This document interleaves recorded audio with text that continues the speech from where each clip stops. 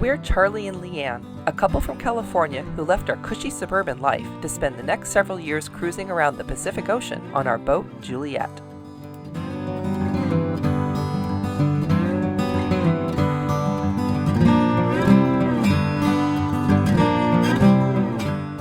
And our little dog, too.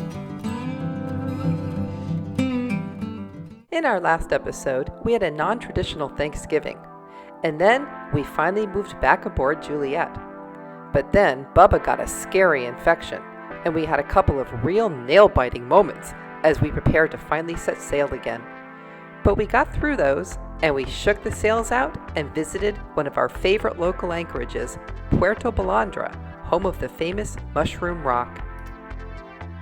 In this episode, we visit Ensenada Grande, where I take a very challenging hike and get up close and personal with a moray eel. Then we head to another picture-perfect anchorage called Bahia San Gabriel, where we get up close and personal with some frigate birds and have a little fun with our drone. But then, oops!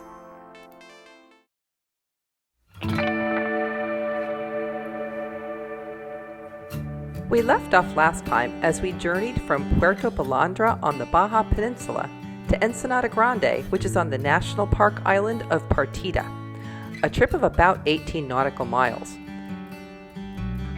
It was a gorgeous sunny day, with just enough wind to get the sails out for a few hours, until it died down, and then we motored the rest of the way, enjoying the coastline as we passed by Isla Espiritu Santo. Fortunately, Bubba was on the mend, and his bug bite infection was finally starting to heal, so he napped for most of the ride. Ensenada Grande is a very popular anchorage with brilliant turquoise water, lacy cliffsides, and white sand beaches.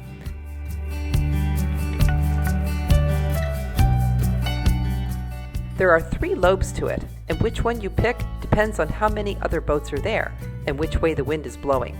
There was a strong northerly coming in, and we wanted to get some good protection from it, so we chose the southernmost and largest lobe. We tucked in near the north side cliffs. The next day we dinghied to the little sliver of a beach. It was a special day for me, and I was on a mission. It's my birthday today. I'm 61. What? That just doesn't even seem real. I don't feel 61, but whatever. Anyway, my birthday present to myself today is we are currently at anchor in Ensenada Grande on Isla Partida, and I'm going for a hike. Charlie just dropped me off on the dinghy, and I'm all set. I've got my radio here, so if I need some help, I can call him on my radio. I got water. I got my phone, which of course my phone doesn't work because there's no cell service here, but I got music, and I'm ready to go for a hike. There's this trail that leads up to apparently to a gorgeous overlook where you can see the whole cove, and I'm gonna get up there and see if I can get some decent pictures and just get some exercise. It's been 3 days since I went out on a run, but anyway, yeah, so happy birthday to me. The trail begins right on the beach, and at first it seems pretty reasonable, a little scrubby and rocky, but boy is it gorgeous, with these craggy cliffs that loom over you like giants looking down. It's marked with these signs that show you which direction to turn, and at the outset, the trail was pretty easy to follow. It was filled with these enormous saguaro cactus, and had that quintessential Baja desert look to it. Pretty soon, though, the trail got harder to find and a lot more challenging. Well, this is definitely not what I would call a trail. It's just scrambling up through some pretty loose rocks, but I'm being very careful. I'm pretty sure-footed, but there's been a couple times when I have lost the path. But if I tried going a couple different directions, and eventually I kept going, and I would see one of these signs. But it's a spectacular view. I mean, just the canyon is amazing.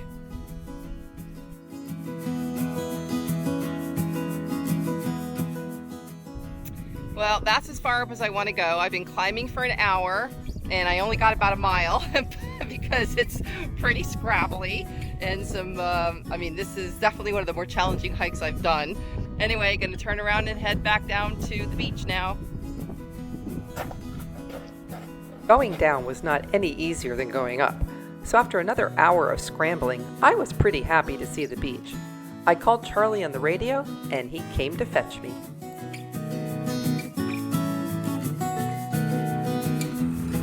Back to Juliet. It was lunchtime, and I had worked up an appetite.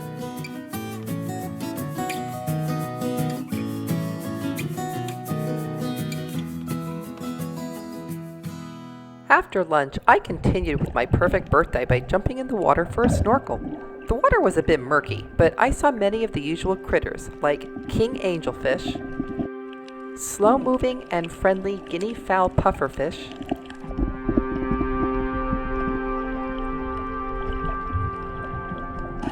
lightning-quick blue-spotted cornetfish,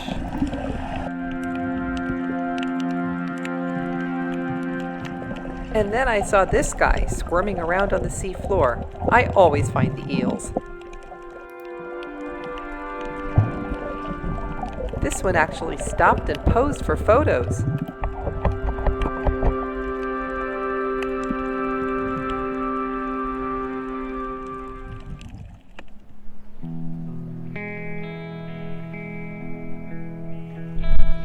This is what I remember about the Sea of Cortez. The amazing sunsets.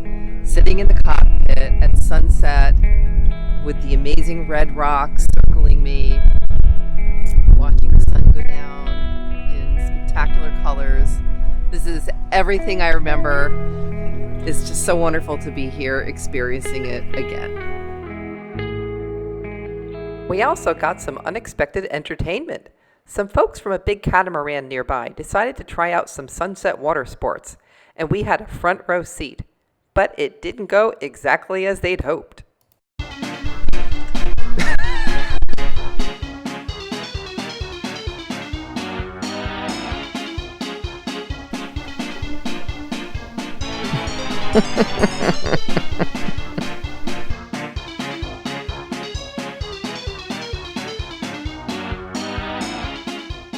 Oh well, they gave it the old college try. It's time for your meds, isn't it? Yeah, Bubba knows what time it is. He's a smart doggy, and he's going to sit there right outside my berth, my seat, and not let me out until I give him his morning meds, because he knows that he needs his meds, and dogs like routine, and this is just the way it's going to be. Mommy, give me my meds! The North Wind event had ended, and it was time to set sail for our next stop as we headed back down towards La Paz. We picked a very large anchorage near the bottom of Isla Espiritu Santo that we had not been to before, called Bahia San Gabriel. Bahia San Gabriel is a huge, gorgeous bay lined by a long, picture-perfect white sand beach. We were astonished that there were so few boats anchored here, so we had our pick of spots. No winds were predicted, so we dropped anchor pretty much in the middle. One of the key things San Gabriel is known for is the frigate bird rookery, where thousands of these kinda awkward-looking seabirds make their nests. Frigate birds are pretty interesting creatures. They are accomplished thieves, getting as much as 40% of their food by stealing it from other birds. They're capable of incredible diving speeds, up to 95 miles per hour. With this kind of speed, they are able to overtake other birds, such as seagulls, terns, and boobies, causing them to drop their catch. They can then catch their meal in the air. Frigates nest colonially, with each pair laying only one egg. They are devoted parents and will feed their chick for nearly a year after hatching. Because it's so close to La Paz, tourist boats come in and out all day, giving tourists a close-up view of the rookery. The next morning, I saw an opportunity to actually get a run-in. The land between Bahia San Gabriel and Playa Bonanza on the other side of the island is flat and scrubby. There's no real trail, but I figured I could make it work. It's not like I could get lost. It was a perfect distance, about 5 kilometers each way.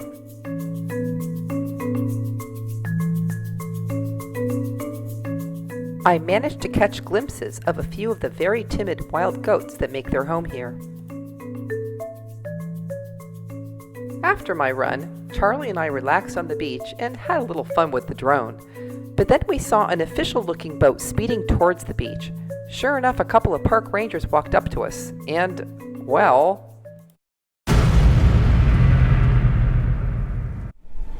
We pulled up anchor a day early at Bahia San Gabriel, which is right behind us. The park rangers told us that we're not allowed to anchor there. They don't want boats larger than, I think, 30 feet to anchor there because they have some developing coral. They also have a frigate bird rookery there, and they just don't want bigger boats to anchor there. You'll see pangas going there all day long with tourists on them, showing the rookery and the old oyster factory, but they just don't want cruising boats there that are any larger than about 30 feet. We're lucky that we did not encounter any park rangers last night because we did spend the night there and nobody kicked us out, so that's a good thing.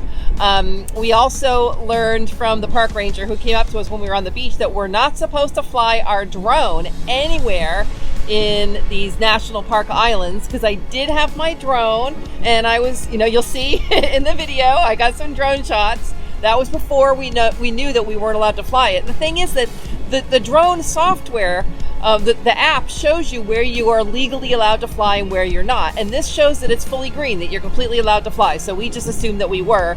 So now we know that we're not supposed to fly our drone in any of these national park islands. I think it's just here, the Espiritu Santo Park, which is Espiritu Santo and Isla Partida. No, we get it, and we won't do that again.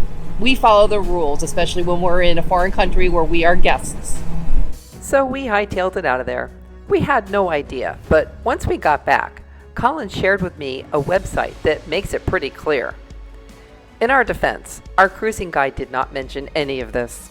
Anyway, we made the short hop back to La Paz earlier than expected, but that's okay. We had a great time during our short cruise up into the Sea of Cortez. And a couple days later, it was Christmas, which of course we spent with Colin and Julian. Feliz Navidad. Feliz Navidad. Here's to 2021. That's right. Let's get out of this. And then, before we knew it, it was New Year's. Happy New Year! Happy New Year! From Juliet and from Boundless. Woohoo! That's all for now. Next episode, we have something very special planned. We're going to do a full stem-to-stern tour of our beautiful Juliet. We've continued doing projects and upgrades, and we're pretty much done. So now that we have her exactly the way we want her, we will do a proper boat tour. Meanwhile, I want to remind you that if you are enjoying our videos, please subscribe. And if you're so inclined, you can always buy us a drink. Find us on Patreon. And here's a huge thank you to our very first patrons, Colin and Julian, Brian and Barbara, Sandy and Bill, and Jim and Michelle. Keep watching and stay healthy, everyone.